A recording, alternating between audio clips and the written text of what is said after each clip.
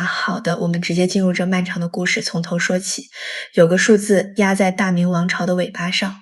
末代皇帝崇祯在国库彻底见底的时候，去翻宗室的名册，他发现朱元璋的子孙后代像细胞分裂一样，已经繁衍到了将近100万人。100万人全由国家养着，每个人一落地就领俸禄，不用种地，不能经商，不许做官。这辈子唯一的任务就是吃饭生孩子，然后生下的孩子继续吃饭。那一年光是养活这些人的禄米，就吞掉了国家财政收入的一大半，国库空了，军队没钱发饷银，边关告急，流民揭竿而起。但朱家子孙的饭碗一个都不能少，因为这是祖宗定下的规矩，是铁律。这套规矩是谁设计的？就是朱元璋本人，他管这叫善待子孙。你以为朱元璋是个糊涂人吗？错了，他是大明16个皇帝里最精明、最清醒、最懂算计的那一个，没有之一。他就是一个赤手空拳从最烂的泥潭里打出一片江山的创业者，心眼多得像蜂窝，手段狠得像剃刀。他把什么都算得清清楚楚唯独被一件事坑了。他太爱他的子孙了，爱到骨子里，给他们设计了一套看似完美，实则是慢性毒药的福利制度。这就是大明荒诞剧的开端。一个最精明的人埋下了一颗最愚蠢的种子。朱元璋出生在安徽凤阳一个佃农家庭，穷到什么程度？他16岁那年，淮河一带连续遭灾，旱灾刚过，蝗灾又来，接着是瘟疫，父亲死了，大哥死了，母亲也死了。半个月内，家里连着走了3口人，连一副最薄的棺材板都买不起。还是邻居心善，找了块荒地，用破席子一卷，草草埋了。他跪在那片黄土前面，什么都没有了。为了活命，他去了黄觉寺当和尚不是因为信佛，是因为寺庙管饭。可没过多久，寺庙也揭不开锅了，住持打发他出去化缘，说得好听叫化缘，实际上就是端着一个破碗走街串巷去要饭。他就在淮西大地上流浪了整整3年。这3年他见过无数饿死在路边的人，见过无数次官兵进村催税，百姓跪在泥地里磕头如捣蒜的样子。这3年没有让他变得悲天悯人，反而让他变得极度不安。一个从小就随时可能因为一口饭死掉的人，一旦把整个天下都攥在手里，他的第一反应永远是怎么把他锁死。后来他加入了红巾军，打仗杀人，踩着尸骨往上爬。他比别的将领聪明在哪儿？他知道打仗不只是比谁的刀快，更是比谁更能争人心。别人攻进城烧杀抢掠，他约束部队，贴安民告示，先去拜访当地的读书人。他的队伍越来越有秩序，越来越能打，投奔他的人越来越多。他花了20多年灭掉陈友谅荡平，张士诚把元朝残兵赶出中原。1368年，他在南京称帝，国号大明。这一年他40岁，从一个端着破碗要饭的小行僧到站在金銮殿上俯视群臣的皇帝，中间隔着25年的血与泥。可他登上皇位之后做的头一件大事，不是庆祝，不是封赏，而是杀人。他把跟着他出生入死，打天下的老兄弟一个一个找理由清洗干净。胡惟庸案，牵连被杀的人多达3万余人；蓝玉案又杀了15000多人。那些一起喝过血酒，一起扛过长枪，在战场上互相挡过刀的人，全都没有善终。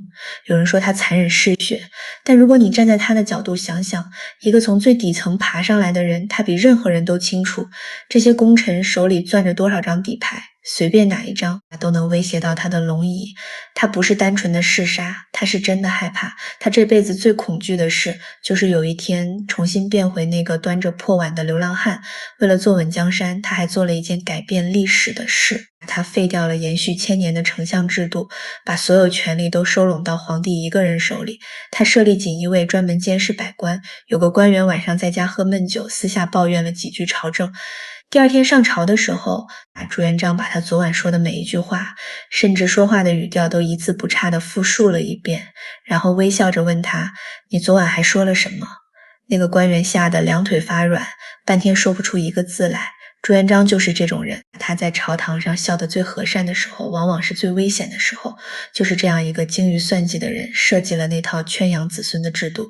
儿子封亲王，孙子封郡王，曾孙封将军，子子孙孙无穷尽。他的逻辑简单粗暴，我给他们花不完的钱，给他们高人一等的地位，但不许他们干活，不许他们掌握权力，这样他们就没有理由造反，朱家的天下就固若金汤了。这个想法就像一个创意弹，代，生怕后辈被风雨吹打，给他们设了一个巨大的家族信托基金，受益人是世世代代的子孙，而交钱的永远是这片土地上的百姓。可他算漏了一样东西，时间按每一代生5个孩子算，100年后就是几千人，200年后就是几十万人，再过50年就直逼100万。这100万张吃饭的嘴全由国库兜底，每年吃掉的钱足够养活几支精锐的边防大军。到了明朝末年，山西一个小县城里，朱家宗室的人口竟然比当地百姓还要多。县太爷把全县税收全部调拨给宗室，发工资还是不够用，老百姓种出来的粮食得先紧着朱家人吃，剩下的才轮到自己。朱元璋那份深沉的爱，最终变成了帝国身上一个越勒越紧的铁壳。他生前以为把所有事都安排得滴水不漏，功臣杀光了，制度设好了，继承人他也千挑万选。可他死后仅仅4年，他亲手埋下的另一颗炸弹就炸了。炸他的不是外敌，不是农民起义，而是他的亲儿子。就在他停止呼吸的那个深夜，远在北平燕王府的灯一直亮着，灯下坐着的那个人叫朱棣。他在等一个消息，他已经等了很多年。朱元璋一辈子生了26个儿子，全部封王分镇各地，每个人手里都有兵，有封地，有钱。他以为这是最保险的策略，让亲儿子们守着四面八方的国门，天下就稳了。可他万万没想到，这26个儿子个个都继承了他的狠劲，个个都觉得紫禁城里那把龙椅自己也同样有资格坐。太子朱标死得太早，朱元璋在极度悲痛之下做了一个让所有人捏一把汗的决定，他把皇位直接传给孙子，朱允炆跳过了那一大群正值壮年战功赫赫的儿子。这个消息传到北平燕王府，朱棣当时没说话，他只是沉默着，继续在演武场上练兵，继续在天文台下观望星象。他心里清楚机会早晚会来。朱允炆继位，年号建文，那年他才15岁。这孩子读书读得非常通透，性格温和仁厚，满脑子都是儒家那套仁义道德。他登基之后想的头一件事就是那些手握重兵的叔叔必须得削权。削藩的思路本身没错，但他把顺序完全搞反了。他先挑软柿子捏，把那些实力弱小的藩王一个个废掉，却把最硬的那颗钉子燕王朱棣留到了最后。周王被废了，齐王被废了，代王被废了，襄王朱柏甚至被逼得在王府里放了一把大火，全家自焚，以此不受羞辱。各路藩王的惨状一条一条传到北平。朱棣冷冷地看着这些消息，他心里算得比谁都清楚，下一个就是我了，该动手了。但他没有立刻发兵，他开始装病，甚至装疯，披头散发的在院子里乱跑，逢人就胡言乱语。大夏天抢别人的火炉烤火，建文帝派去的探子回来汇报，燕王真疯了，不足为惧。建文帝信了，松了一口气。你以为朱棣真疯了？错了，他只是需要一个进场的时机。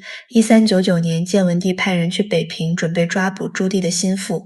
朱棣一看时机到了，起身说了3个字：等不了了。他以麾下仅仅800亲兵起兵打出的旗号叫靖难，奉天靖难，清君侧诛奸臣，翻译成大白话就是叔叔要去打侄子抢皇位了。但不能说的这么直白，得找一个冠冕堂皇的借口。于是叔叔变成了救国救民的英雄，侄子成了被奸臣蒙蔽的可怜皇帝。这套话术放到今天还是有人在用。靖难之役整整打了4年，以区北平一地对抗整个朝廷的倾国之兵，朱棣竟然没输。一是因为他确实能打仗，手下都是跟着他常年在塞外打仗的老兵。二是因为建文帝下了一道致命的送分题，他告诫前线将领，战场上不许伤害朱棣本人，朕不能让叔父背负弑君的罪名。这道指令等于给朱棣穿了一件刀枪不入的护身符，他的人马可以放手进攻朝廷的将领，却缩手缩脚，打败了卷土重来，打赢了继续往南推。4年之后，大军兵临南京城下，守城将领直接打开了城门投降，皇宫起了大火，建文帝失踪了，没有尸体就这么人间蒸发了。朱棣派人把皇宫翻了个底朝天，活不见人，死不见尸，他心里一直不安稳。后来他7次派郑和率领庞大船队下西洋，官方文书写的是宣扬国威，但民间一直流传着另一个版本，郑和身上带着秘密任务去找建文帝，这事直到今天也没有定论。朱棣坐上了龙椅，年号永乐，他登基后的第一件事就是清洗支持建文帝的大臣，其中最惨烈的是一个叫方孝孺的文人。方孝孺是当时天下公认的第一大儒，才华横溢，但骨头更硬。朱棣让他起草即位诏书，他穿着校服上殿放声痛哭。朱棣好言相劝，他不听威胁说要诛他9族，他仰天长啸说诛10族又何妨？朱棣真的诛了10族，把他的朋友门生都算作第10族，一共杀了873人。方孝孺被凌迟处死，据说一直到死都在骂，骂到嘴里被塞了东西，还在用眼神骂。这件事被浓墨重彩写进了史书。可还有一件事，史书只是一笔带过，却比诛10族更让人心堵。郑和7次下西洋，那些花费无数心血测绘的航海图，那些沿途各地的风土人情记录，本该完整保存在国库里。可朱棣死后，一个叫刘大夏的官员认为航海劳民伤财，竟然秘密将那批档案全部销毁了。理由是留着这些只会让后人重蹈覆辙。那批档案被付之一炬的时候，距离哥伦布发现美洲大陆还有不到60年。那一把火烧掉的不只是几箱子旧纸，而是一个古老帝国睁开眼睛看向海外的可能性，而门外的那个世界正在加速奔跑。朱棣就是这样一个人，一手开创了幅员辽阔的永乐盛世，修了永乐大典一手，因为猜忌和暴怒烧掉了更大的可能。他既是那个把方孝孺的学生都杀光的暴君，也是那个让郑和带着满船丝绸去非洲送礼的帝王。历史就是这样，赢家的面孔永远有2面。可他干完这一切之后，留下的是一个烧得滚烫的炉子。他的儿子接过来头一件事就是灭火，他的孙子接过来继续灭火。这父子俩用了20年时间，慢慢把朱棣点起来的烈火调成了文火。大明终于迎来了一段难得的安宁日子。但就在这段安宁日子里，一颗小小的种子在深宫中被种下，没人注意到，更没人管。朱高炽名仁宗，朱棣的长子史书专门提到他一个极为突出的特点，很胖，胖到走路需要2个内侍，一左一右搀扶。朱棣非常不喜欢他，嫌他性格太软太文气，撑不起一个帝国的场面。朱棣更偏爱次子朱高煦能骑马打仗，性格彪悍。父子俩为皇位继承暗地里较劲了很多年。但朱高炽有一个救命的优势，他生了一个极好的儿子朱瞻基。朱棣特别喜欢这个孙子据说朱棣当年起兵靖难，一个重要动力就是想绕过软弱的儿子，将来把皇位传给这个如珠如宝的孙子。所以朱高炽是沾了儿子的光，才被立为太子，顺利继位。朱高炽登基之后做的第一件事就是给建文帝的旧臣平反，把朱棣年间被贬谪流放的官员全都招回来，下旨停掉劳民伤财的大工程，减免地方积欠的赋税。这些事听起来很普通，但放在铁血高压的朱棣时代之后，就显得格外清醒和宽容。可他在位不到1年就突然病死了，他的儿子朱瞻基继位，年号宣德。说起朱瞻基，放到现在就是那种让全公司不得不服的全能型中层，能写漂亮的策划案，能看懂复杂的报表，能下去跑客户，还能带团队打硬仗。偏偏他最享受的休闲方式是在办公室里斗蟋蟀。他迷这个迷到什么程度？全国地方官争先恐后进贡好蟋蟀，一只品相极好的蟋蟀价格能抵一匹骏马。民间送他一个外号叫宣德蟋蟀皇帝，但就是这个爱斗蟋蟀的皇帝把大明治理得相当不错，整顿吏治，处置贪官，减轻赋税，亲自下地问老百姓收成。史书记了一个生动的细节，他有次微服出访，在田间遇到一个老农，蹲下来问他日子过得怎么样。老农说好这几年税负轻，老天爷赏饭吃能过。朱瞻基没有表露身份，只是点点头走了。那个老农大概一辈子都不知道跟他唠家常的年轻人是当今皇帝。父子俩加起来在位20年，史称仁宣之治。这20年粮仓是满的，边境是稳的，民间是安定的。老百姓不用担心皇帝突然下奇怪旨意，不用担心太监上门收莫名其妙的税，日子就这么不紧不慢过着，春耕秋收，年复一年。你把这20年放进大明276年的历史里，会发现它稀缺得像沙漠里的一口深井。前面是朱棣22年的南征北战，后面是一连串画风清奇的奇葩皇帝轮番上台，就这么一段安安稳稳的日子，被后人拼命的夸称为中兴盛世。这件事本身就很荒诞，一个帝国把皇帝老实干活，百姓不饿肚子当成值得大书特书的罕见盛世。这说明什么？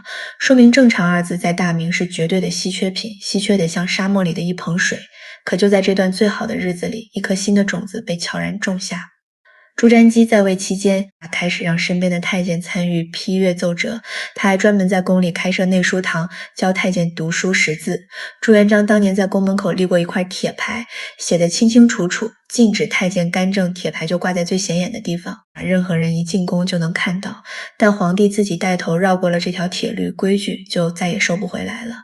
内书堂里走出来的太监，后来有一个叫王振的，他从小陪着朱瞻基的儿子朱祁镇长大，贴心又能干，把小皇帝照顾得无微不至。朱祁镇登基后，王振成了紫禁城里最有权势的人。这两个人后来联手干了一件事，让整个大明帝国差一点当场散架。那件事发生在一个叫土木堡的地方，说起来就一句话，一个皇帝被他最信任的仆人拉去送死了。王振这个人放到现在就是那种公司里专门照顾老板起居的秘书，老板爱喝什么温度的茶，他倒背如流，老板皱眉了，他第一个察觉，别人在会议室汇报业绩，他在旁边暖茶杯，时间久了，老板离不开他，他就成了那个不是老板，但说话比老板还管用的人。王振在紫禁城里干的就是这个活。朱祁镇9岁登基，从小王振贴身伺候发烧了，王振整夜守着累了，王振讲故事哄他睡。那些大臣开口就是家国天下，一副随时要教训小皇帝的口气，反倒是王振知道小皇帝今天高不高兴，知道他有点怕黑，你说一个孩子会跟谁更亲？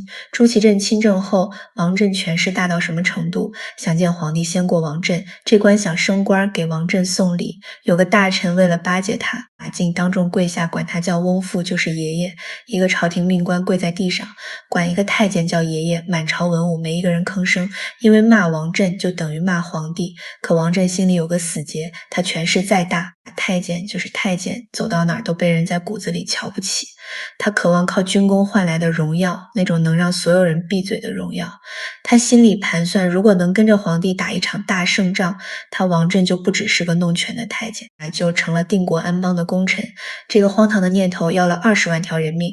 1449年，蒙古瓦剌部南下进犯，王振极力怂恿皇帝，陛下御驾亲征，天子出马，瓦剌必定不战自退。朱祁镇那年22岁，年轻气盛，当场拍板，兵部尚书跪在地上磕破了头，苦劝粮草未备，仓促出征必然大败。朱祁镇没听王振，也没让他听，20万大军乱七八糟集合，仓促向北出发。出发没多久，粮草就跟不上了，前线败报像雪片一样飞来，王振慌了，下令撤退。本来计划走紫荆关，那是回京最快最安全的路，可走着走着，王振想起一件事，他老家魏州就在附近，他想带皇帝回老家显摆一圈，让乡亲看看当年那个穷得净身入宫的小子，如今是什么排场。他心里的念头就这一个，你们当年瞧不起我，现在睁大眼睛看看。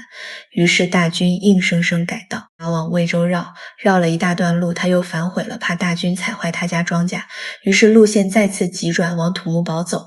你说这叫什么20万条人命，跟着一个太监的庄稼地打转。大军到土木堡已是傍晚，地势平坦，没水没险，前方15里就有水源，但被瓦剌占了。王振却下令原地扎营，等辎重跟上来再走。这一停，瓦剌骑兵四面合围，也先假装义和明军信了。队伍刚一动，去取水，瓦剌精锐骑兵四面杀来，没水没城防没退路，兵部尚书战死，户部尚书战死，英国公战死，随行大臣几乎全部死绝。王振在乱军中被自己护卫将领一锤砸碎了脑袋。而那些被强征来的士兵，那些前几天还在家种地的农民，那些连瓦剌是什么都不知道的普通人，就这么死在一个太监的私心里。北京城里，妻子在等，孩子在等，家里的地没人种，等来的只有一个消息：全军覆没。朱祁镇被活捉了，堂堂大明天子成了野先手里的一张王牌。野先心想，这牌怎么打都赢，但他算漏了一个人。北京城里还有个穷的叮当响，被闲置了一辈子的文官，正在做一件让这张皇帝牌彻底废掉的事，他叫于谦。这个人和这个帝国的故事是整个大明最让人胸口发堵的一页。于谦这个人放到现在就是那种每个公司都有，但最让领导头疼的员工，开会从不拍马屁，别人说错当场指出来。年终送礼的季节，他两手空空，同事觉得他迂腐，领导觉得他麻烦，升职永远轮不到他。被边缘化几十年，但就是这种人在公司最危险的时候，往往是唯一敢站出来扛住整片天的人。于谦当官几十年，从不送礼，不巴结，不站队，别的官员进京述职都要带土特产拜访权贵，叫兵进探进。于谦每次回京两手空空，有人提醒他，他笑笑把两只袖子一甩，说我只带了两袖清风。两袖清风这个成语就是从于谦这来的皇帝被俘的消息传回北京，朝廷立刻炸锅，有人大哭，有人慌乱，有人主张南迁，说北京守不住，赶紧退到南京。这话刚说完，于谦站出来说了5个字，提议南迁者斩，这斩钉截铁的5个字让满朝文武没人敢反驳。于谦做的第一件事就是废掉野先手里那张皇帝牌，他联合几位大臣拥立朱祁镇的弟弟朱祁钰为新皇帝，遥尊朱祁镇为太上皇。你想，也先握着朱祁镇，如果朱祁镇还是皇帝，大明就得乖乖谈条件。可大明一旦另立皇帝，朱祁镇就成了废牌，也先攥着他，没法要挟，不能杀，只能干瞪眼。也先带着朱祁镇去扣关，喊你们皇帝在我手里。守将冷冷回了一句，我们已经有新皇帝了。开门没门，也先愣在关外，这张牌打不出去了。接着于谦开始调兵，北京守军不足10万，精锐全折在土木堡了。他从各地紧急调兵，发动百姓加固城墙，把库存盔甲火器全发下去。他下了一道死令守将出城迎敌，不许退回。临阵后，退者格杀勿论，也先起兵来攻于谦亲自穿盔甲战德胜门城楼督战。这一仗打了将近1个月，硬是把瓦剌挡在城外，也先粮草不济，只好撤兵。北京保住了，老百姓在街上见到于谦的轿子，自发停下来行礼。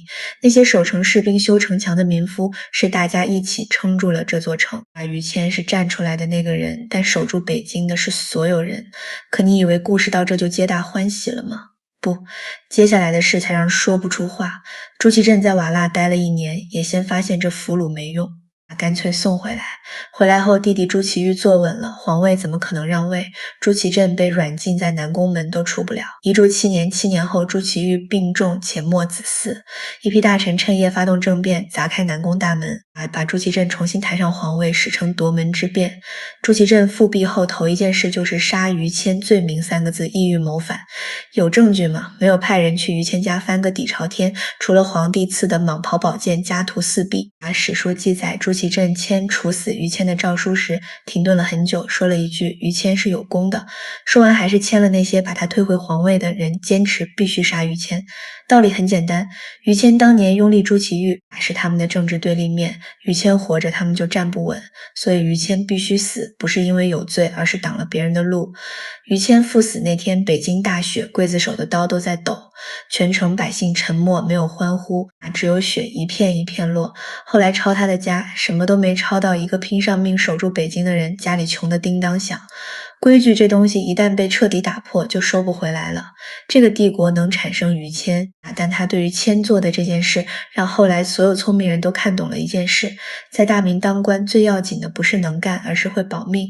从那以后，官员开始明哲保身，推诿塞责。于谦死后，大明朝廷慢慢变成了另一种样子。皇位继续传朱祁镇的儿子朱见深继位，年号成化。说起朱见深，得先说一个女人，一个比他大17岁，从他2岁起就陪在身边的宫女，她叫万贞儿。朱见深这辈子对她的感情是大明最说不清的一段，也是差点让帝国香火断绝的一段。万贞儿4岁进宫，再没出去过，在深宫几十年，见惯了尔虞我诈，见惯了人无声消失。这种地方待久了，人会特别清醒，什么虚什么实，谁靠得住谁，随时出卖，你心里跟明镜似的。朱见深2岁那年，万贞儿19岁，被派去照顾小太子。那几年宫里最乱，太子被废，父亲被俘，叔叔篡位，这些天旋地转的事全发生在朱见深懂事之前。在那段被抛弃的日子里，只有万贞儿始终不离不弃，她哭了就抱着，怕了就陪着一个孩子。在最混乱最恐惧的时候，有一个人始终没离开，这事会刻进骨子里，一辈子忘不掉。朱见深登基后力排众议，封万贞儿为贵妃。朝臣炸锅说年纪大，出身低，不合礼制。朱见深把奏折全压下，一个字没回。他心里清楚，大臣说的道理都对，但他不在乎。你以为是一时冲动，过几年就淡了。不，他宠了她整整30年，直到她生命尽头。万贵妃这个人放到现在，就是能把老板迷得神魂颠倒，同时把所有潜在威胁排挤干净的高手。后宫里谁怀了皇帝孩子，他就想办法让那孩子生不下来，派人送碗汤药喝下去，孩子就没了。那些妃嫔吓得不敢声张，这事持续了很多年。朱见深始终没子嗣，太后急，大臣急，唯独朱见深不急。他每天和万贵妃在一起，旁的事都与他无关。那时候北京百姓不知道深宫里发生了什么，只知道皇帝不爱管事，赋税照交，把日子照过。直到有一天，一个太监悄悄溜到朱见深身边，跪下说了一句话：“陛下，您有一个儿子，已经6岁了。”朱见深当场愣住，6岁这孩子怎么活下来的？原来宫里有个低阶宫女偶然被灵性怀了孕，消息传到万贵妃，那照例派人去处理，但派去的太监动了恻隐之心，不忍下手，偷偷把宫女藏到偏僻角落，让她把孩子生下来，就这么躲着一躲6年，瞒过所有人，把一个皇子藏在黑暗里养大，稍有风吹草动，母子都是死路。但那个没留下名字的太监做到了。他为什么冒这天大风险？史书没写，大概就是不忍心。有时候历史就是被这种一念之间的不忍心改变的。朱见深见到孩子老泪纵横，摸着头看了很久。这个孩子后来成了明孝宗朱佑展大明最让人意外的皇帝。他一生只娶一个老婆，不纳妃，不收宫女。这在皇帝里简直是外星物种。那个藏了孩子6年的宫女，在孩子被认回去没多久就突然死了，死因不明。宫里人都心知肚明，没人敢说。1487年，万贵妃去世，58岁，朱见深说：“真儿走了，我也活不了多久了。”果然同年他也死了，41岁，两个人前后脚走。像约好的你站在上帝视角看这段历史，会发现一件格外荒诞的事：一个帝国的香火传承，差点被一个女人的嫉妒掐断，而最终让它延续下去的是一个低阶太监心底那一念不忍心。历史书上写满了皇帝和将军，但这件事是一个没名字的小人物拼死救下来的。明孝宗朱佑樘只活了36岁，留下独生子朱厚照。这孩子从小被全宫捧着，要什么有什么。他登基后干的那些事说出来让人哭笑不得，在皇宫里开集市，自己当摊贩吆喝，养一屋子猛兽，还给自己封威武大将军。他不是不能当皇帝，只是打心眼里觉得龙椅太无聊了。朱佑樘这个人放到现在就是那种让人感叹怎么这么正常的老实人，按时上班，认真干活，不搞小圈子。老婆只有一个，每天同桌吃饭，一起聊朝政。放普通人叫正常，放大明皇帝叫外星物种。你以为从小躲在宫殿角落靠太监养大的孩子长大会扭曲多疑吗？不，朱佑樘反了过来，他比任何皇帝都懂，在最孤单危险时有人陪伴是什么感觉。所以他当了皇帝后，对妻子打心眼里珍惜。他即位后第一件事就是把上朝溜须拍马的官员清洗掉，启用有真才实学的人。他坚持每天早朝风雨无阻，还恢复午朝。那些摸鱼惯了的官员发现新皇帝真在干活，自己没法偷懒了。弘治年间粮仓充盈，边境安定，百姓日子比成化年间好过许多。史书给这段时期起名弘治中兴，可你把这个中兴放进大明历史看，会发现极荒诞的是，它之所以叫中兴不是因为朱佑樘多天才，而是前后皇帝太荒唐，衬托得他格外正常。一个帝国把皇帝按时打卡上班，百姓勉强吃饱饭当成盛世，说明什么？说明正常在大明是稀缺品。朱佑樘36岁就死了，留下独子朱厚照。这孩子从小被捧在蜜罐里，是帝国最金贵的宝贝。临终前，朱佑樘把大臣叫到床边，说太子顽劣，多加辅佐。大臣含泪点头，心里早就有数。朱厚照即位，年号正德，那年15，做的第一件事就是把辅佐大臣晾一边。他心里想得很清楚，我不需要你们教我怎么当皇帝，我压根儿不想当皇帝。说实话，朱厚照要是放到现在就是那种家里有矿的超级富二代，最想干的事儿不是接班，是背包流浪，开越野车，穿无人区。他不坏，甚至有点真性情的可爱，就是坐不住你让他在御书房批奏折，不到半个时辰就想跑出去找刺激，偏偏生在皇宫，偏偏是皇帝。朱厚照登基没多久，就在乾清宫旁空地搭了个微缩集市，自己当摊主，和宫女太监讨价还价。大臣有军情求见，发现皇帝不在龙椅上，在旁边专心包糖葫芦。他养了老虎、豹子、狮子，关在一个叫豹房的地方，豹房越建越大，成了他真正意义上的家。他几乎不住乾清宫，每天泡在豹房身边，除了猛兽还有江湖艺人、市井混混、西域番僧，每天开派对。可让大臣真正抓狂的不是集市和老虎，而是他给自己封官。那个官名叫总督军务威武大将军总兵官，还给自己起名朱寿。于是大明官场出现诡异一幕，皇帝朱厚照亲笔任命大将军朱寿统领全军。内阁大臣收到文书，愣了半天才反应过来，朱寿就是皇帝本人，他用第三人称给自己升官，整个官僚系统死机了。翻遍史书找不到前例，后来北方鞑靼南犯朱厚照高兴坏了，觉得这才是真正的打仗机会。他以大将军朱寿名义亲征，在应州和鞑靼打了一仗，战报写得漂亮，说大获全胜，斩敌无数。但具体斩了多少，史料记载出入极大。有说16人的朱厚照回来，自我感觉良好，要求按军功给大将军朱寿封赏。大臣拿着奏折，集体沉默很久，决定无视他。他又上一封，继续装没看见。马上第3封，大臣被磨得没办法，回了一个字，准他自己给自己加封太师头衔。朱厚照还有个最大爱好是微服出宫，一走好几个月，混在普通人里逛集市、喝酒交朋友。每次出走，朝廷都鸡飞狗跳，太监追大臣拦他，趁夜翻墙。有一次被守门士兵拦住，他掏钱收买，士兵拿了钱真放他出去了。就在朱厚照在外面玩的那些年，朝廷里太监刘瑾悄悄做大，人称立皇帝，因为朱厚照是做皇帝，刘瑾才是站着管事那个。刘瑾大肆敛财，把朝廷搅得乌烟瘴气。后来朱厚照玩腻了，翻了翻刘瑾账本，发现他贪了将近2亿4千万两白银，是大明1年财政收入几百倍。朱厚照大怒，下令凌迟处死。你说朱厚照坏吗？不坏，他杀了大贪官，打仗也亲自上过前线。他只是单纯不想当皇帝，向往另一种活法。走江湖交朋友，骑马射箭，看这世界还有什么稀奇东西。可惜生错地方。正德16年，他在江上游玩，落水回宫，一病不起。31岁死了没子嗣。他走之前想的可能不是江山社稷，而是那些没去过的地方，没交到的朋友。皇位传到堂弟身上，叫朱厚熜，年号嘉靖。说到嘉靖，你得有心理准备。如果正德是不想当皇帝，嘉靖就是把当皇帝完成一门别人学不会的黑暗艺术。躲后宫20多年不上朝，每天烧香炼丹写符咒，让一个贪了20年的巨奸替他挡台前，自己在帷幕后把朝廷玩弄于股掌。他是大明最聪明也最让人叹气的皇帝。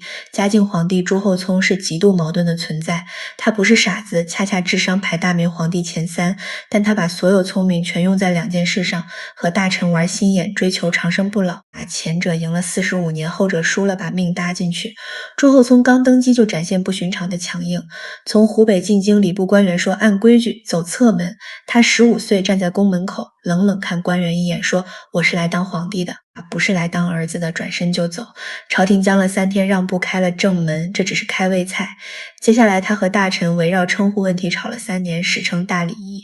焦点是他要不要认朱佑琛为亲爹，按宗法该认。但朱厚熜不答应我亲爹，就是我亲爹，谁也别想让我改口。几乎所有大臣反对，200多人联名上书贵宫门外集体抗议。朱厚熜下令停仗，打得血肉横飞，打到没人敢跪。这场仗他赢了，让所有人看清楚紫禁城到底谁说了算。可就在赢了权力游戏后，他发现更省力的玩法，不上朝。嘉靖21年，宫里发生震惊古今的大事。朱厚熜睡觉时，10几个宫女冲进寝宫，用绳子套他脖子，想活活勒死，史称人淫宫变。你以为宫女谋杀皇帝是什么惊天阴谋吗？不，道理很简单，朱厚熜迷信道教，信处女的精血可炼，长生仙丹，强迫大量宫女服药催经，过程极痛苦屈辱。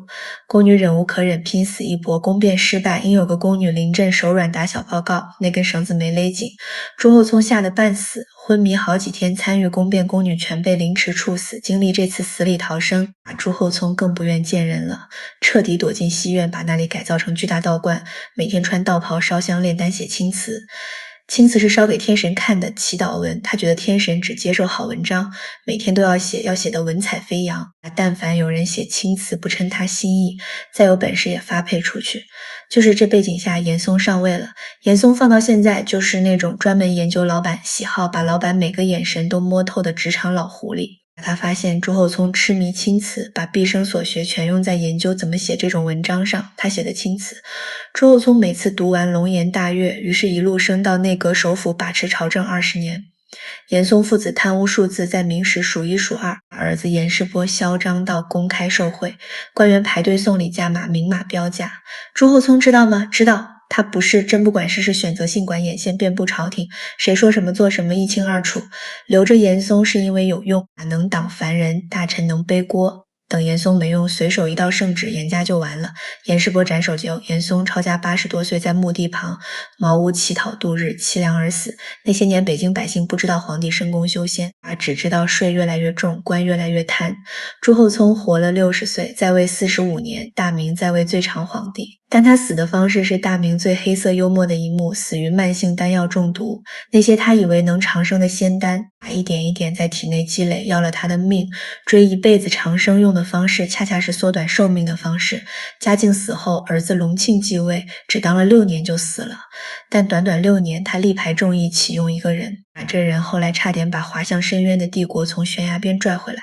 他叫张居正，大明最强硬改革家，也是被他亲手救活，最终被呕心沥血扶持的皇帝反噬的人。张居正放到现在就是空降到快倒闭的公司，3下5除2，把烂摊子收拾干净，扭亏为盈，同时把公司里外所有人得罪光的铁腕职业经理人，做的每件事都对，没一件让人舒服。他在位没人敢动，他一咽气，所有人一起扑上来把他撕碎。张居正是隆庆留给万历小皇帝的顾命大臣。万历朱翊钧登基才10岁，张居正既是老师又是管家，教小皇帝读书批奏折，背课文打磕巴就毫不客气，让崇拜朱翊钧又怕他又离不开他。张居正掌权后推行考成法，说白了就是给全国官员建绩效考核体系，每人有明确任务指标，完成有赏，完不成卷铺盖走人，没人情可讲。这套东西一推，庞大官僚系统像被狠狠踢一脚，吱嘎动起来。接着推一条鞭法，把各地乱七八糟苛捐杂税合并成一条统一折算，白银征收，主持清账全国土地，把被权贵藏起来几十年不纳税的隐田全揪出来，改革效果立竿见影。张居正掌权10年，大明国库从见底变成积银400余万两，粮食可供全国之用，10年边境重用戚继光镇守蓟门，北方安稳好几年，百姓日子是嘉靖以来最好过的一段，税轻了点，账少打点，把地方官收敛了点。可张居正树敌太多了，改革动了无数人奶酪，被绩效考核逼得手忙脚乱的官员恨他，隐田被查出的权贵恨他。他活着，这些人只敢心里咬牙。万历10年，张居正积劳成疾病死，任上58岁，尸骨未寒，朱翊钧就翻脸了。张家被抄家，长子被逼自尽，家人被赶出宅子，有人活活饿死。一手提拔的改革派被清洗，10年建起的新政不到3年全部推翻。为什么？因为朱翊钧既怕他又恨他，怕的是生前那无处不在的严厉管教，恨的是自己当皇帝那么多年被压得像傀儡，现在老师死了，要把憋了10年的恶气出干净。出完这口气，朱翊钧就再也不上朝了。从万历14年开始，罢工整整30年，不上朝，不见大臣，不批奏折，全国知府巡抚出现大量空缺，有些位置空10几年没人补，大臣写信骂他懒惰不理，归宫门外请愿。他让太监出来说皇帝身体不适，然后就没了。你说他是懒吗？不，他在赌气。一个皇帝用30年沉默对抗整个文官系统，这场两败俱伤的拉锯战把帝国最后元气慢慢耗完了。而在深宫里，一个15岁孩子刚登基，父亲留给他的是千疮百孔的帝国和一个专门替他管事的太监。太监叫魏忠贤，大明权势滔天的第一人。天启皇帝朱由校放到现在就是天生有极高工匠，天赋一辈子该去做家具设计的大师，偏偏生在帝王家。他做木工时有旁人打扰不了的极度专注，一待一整天，刨木头打榫卯雕龙纹，亲手做的木器精巧到让宫外专业工匠叹为观止。有大臣拿边关紧急军情进来禀报，他头都不抬，一边推刨花一边说放着吧，让魏忠贤处理。魏忠贤就是靠这句让魏忠贤处理，一步一步登上权力顶峰。魏忠贤本是市井无赖，赌钱输光，被债主追打走投无路，自己淹了进宫，识不了几个大字，但有一种天赋，极善察言观色，知道什么时候说什么话，知道怎么让人高兴。他牢牢控制朱由校身边乳母柯氏两人结成政治同盟，把宫里其他势力排挤干净。朱由校不在乎这些，真不在乎。他的世界最重要的事是今天这块木头纹理顺不顺，这个榫卯合不合缝。他把整个国家交给魏忠贤，就像掌柜把店面交给伙计，自己去后院种花。魏忠贤得到机会如鱼得水，开始大规模排斥异己，把不服他的官员贬杀的杀，最恨东林党那是一批讲气节、讲道德，动不动上书批评朝政的文人官员，给他们扣上结党银丝帽子，抓进诏狱，严刑拷打。把杨涟、左光斗这些东林骨干一个个惨死狱中。杨涟临死前把自己受的酷刑一笔笔用血写下来，藏在破衣服里带出监牢，几百年后还能看到血迹。而最荒诞的还不是这些，魏忠贤权势最盛时，全国各地争相给他建生祠，生祠就是给活人盖的庙，供奉他的塑像，地方官要定期三跪九叩。浙江巡抚率先在杭州建了一座规格比照孔庙，其他省官员生怕落后，纷纷效仿，一时之间，一个目不识丁的太监塑像遍布大江南北，超过40座。有些地方官跪在像前口称9000岁，这不是小说情节，是真实历史。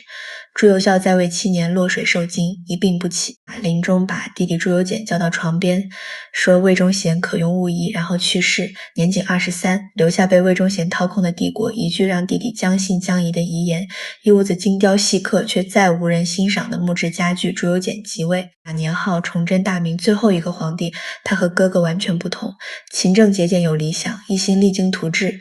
登基后第一件事铲除魏忠贤，干得干净利落，朝野上下以为大明救世主来了，但他没想到等待他的是一道注定无解的题。崇祯皇帝朱由检放到现在就是每天第一个到公司，最后一个走，把每份报表看3遍的工作狂，老板绝对不坏，甚至呕心沥血，但偏偏越努力帝国崩塌越快，因为他有致命性格缺陷，不信任身边任何人，包括亲手提拔的将领。他继位时接手的是一副稀烂的牌，北方有皇太极虎狼之师，西北有李自成百万饥民，国库早见底，朝廷党争不断，地方旱灾蝗灾连年，所有这些麻烦全压在不到20岁年轻人身上。他在位17年，换了50个内阁首辅，平均每人在任不到4个月，杀了11个总督，7个巡抚，包括在辽东苦苦支撑让后金多年不敢越雷池的袁崇焕。皇太极使了个拙劣反间计，朱由检竟然信了，把袁崇焕以通敌罪凌迟处死。袁崇焕被绑刑场千刀万剐时，北京百姓不明真相，纷纷买他的肉生吃，以为惩罚叛徒。一个为帝国拼命的人被皇帝定成罪人，百姓就真以为他是罪人。这细节比任何评价都刺痛人心。崇祯17年，李自成军队逼近北京，朱由检召大臣问谁愿带兵出城御敌，满朝文武没一个人站出来。他哭了，说诸臣误我，但大臣心里清楚，不是他们误他，是他把所有人都逼成明哲保身的样子。城破那夜守将主动开了城门，把朱由检在眉山歪脖子树上吊自尽，衣服上留遗言：朕非亡国之君，臣皆亡国之臣。他到死认为错全在别人，他确实不是享乐的坏皇帝，但用力过猛，方向全错，把帝国最后一口气也折腾断了。他死的时候偌大紫禁城，文臣跑路，武将投降，最后陪他赴死的只有一个太监王承恩。这细节不需要任何评论，大明就这么结束了。但在南方还有一群人打着大明旗号，在残山剩水间争着做这个破碎帝国的最后继承人，他们争的方式比大明灭亡本身还荒诞。清军入关后打出旗号，是为崇祯报仇。南方大明遗臣开始疯狂争夺拥立新天子权力。最有资格继位的福王朱由公被文官集团嫌弃，品行不端，双方争来争去，最后武将带兵护送他进南京，强行登基，是为弘光政权。但从建立第一天起就忙着内斗，马士英和东林党斗得你死我活，清军已渡过淮河，他们还在为谁当尚书吵得不可开交。弘光政权只撑了1年，南京城破。接着隆武政权，隆武帝朱玉建很有骨气，但被海商出身的郑芝龙架空。郑芝龙只想保存实力，转头把皇帝卖了，自己向清。隆武帝绝世逃亡中被俘悲壮而死。最后是永历政权，南明坚持最久的一支。永历帝朱由榔在西南崇山峻岭间苦苦支撑近20年。这20年基本在不断跑路，广西待不住跑广东，广东待不住跑贵州，贵州待不住跑云南，云南待不住狼狈跑进缅甸，被缅甸国王软禁身边，随从大臣被缅甸人大肆屠杀，史称咒水之南。最终曾经大明将领吴三桂带兵入缅，把永历帝引渡回来，在昆明用一张弓弦勒死。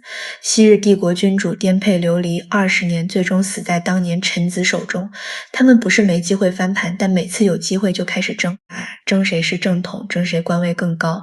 清军在关外虎视眈眈，他们在关内自己打自己，房子烧起来了，里面人还在为谁该做。主位大打出手，我们走了很长很长的路，从朱元璋手里满是缺口的破碗，走到崇祯眉山上歪脖树，再走到永历帝死于异国弓弦之下，整整276年光阴，走过16位性格各异的皇帝，走过无数惊心动魄的内耗与挣扎。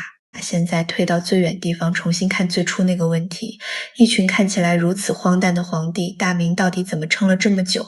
答案藏在今晚每一个故事里。嘉靖躲后宫烧丹炉时，内阁还在正常批奏折；木匠皇帝专心刨木头时，地方官还在征税修堤办案。就算万历赌气30年不上朝，这庞大帝国依然没立刻散架，它依然在运转。边疆有战士放哨，民间有农夫种地，商铺在开张。这说明一件事，撑住大明江山的从来不是龙椅上某一个人，而是龙椅之外那一整套韧性极强的系统。朱元璋虽废了丞相，但内阁制度后来逐渐成熟，成为皇帝和朝廷间最关键的缓冲层。皇帝在荒唐奏折，总得有人批政令，总得有人拟。张居正就是这套系统的巅峰代表。还有那些文官集团可以被当众停杖、被流放，甚至被杀头，但始终没集体躺平。嘉靖朝有人冒死上书痛骂皇帝，万历朝有人跪在宫门外泣血请愿。这种看似迂腐的执念，一次次在皇权脱轨时把方向稍稍往回拨正。更有那些史书上没名字的普通人，种地农民、摆摊商贩、修河堤工匠，不管紫禁城年号换了几茬，他们每天天不亮扛锄头下地，把种子播下去，粮食收回来，把孩子拉扯大，硬生生用一辈子力气夯实帝国最底层地基。但任何系统都有承受极限，大明最终倒塌不是因为碰到一个坏皇帝，而是坏皇帝一个接一个持续太久，系统每一层缓冲都被磨损殆尽，内阁被崇祯走马灯换50次变成一盘散沙，文官被逼成只求自保的滑头，边关良将一个接一个冤杀，国库被一代代宗室掏空。当所有缓冲垫都失效，帝国再也撑不住了。所以大明的故事说到底是一场关于系统韧性的宏大叙事。一个好的系统可以在烂老板折腾下勉强运转，但没有任何系统可以无限度忍受一代又一代人的疯狂消耗。大明撑了276年不是奇迹，是系统最后的顽强。最终倒下也不是意外，是那根绷了200多年的绳索终于被拉断。我们笑过荒唐的帝王，叹过被辜负的忠良，但站在如今回望，这些荒诞和悲凉都是一个古老文明在漫长时间隧道里不断试错、不断消耗、不断重组留下的印痕。那些在南方山林颠沛流离的皇族，带着最后一点朱家血脉，在缅甸密林里，在云南古道上一步一步走向终点。他们走过的路早就被厚厚草木覆盖，什么痕迹都看不到了。但那些在乱世里依然咬紧牙关种地的人，把他们的后代留了下来，在同一片土地上继续种地，继续生活，继续把普普通通的日子一天一天过下去。历史书上记满了荒诞的帝王将相，记满了惊天动地的宫变与战争，但真正让这片土地生生不息的是那些从没在史书上留下名字的人，是那些不管谁坐龙椅都默默扛锄头下地把庄稼种出来的人。今晚的故事讲完了，窗外也许还有星光，也许天已经快亮了。那些帝王将相的荒诞与挣扎都已沉入时间深处，压在厚厚史书底下，安静得很。我们读完这段漫长的历史，不是为嘲笑谁，也不是为崇拜谁，只是看清楚走到今天这一步中间走了多少弯路，耗尽了无数代人的力气，才换来眼前这平凡的一盏灯。这一张安稳的床，读史让人清醒，也让人更懂安宁。如果你也喜欢这样的故事，请点一个关注，在评论区留下你的想法。历史不是冰冷的固执堆，它是人性的修罗场。我们下一页接着聊。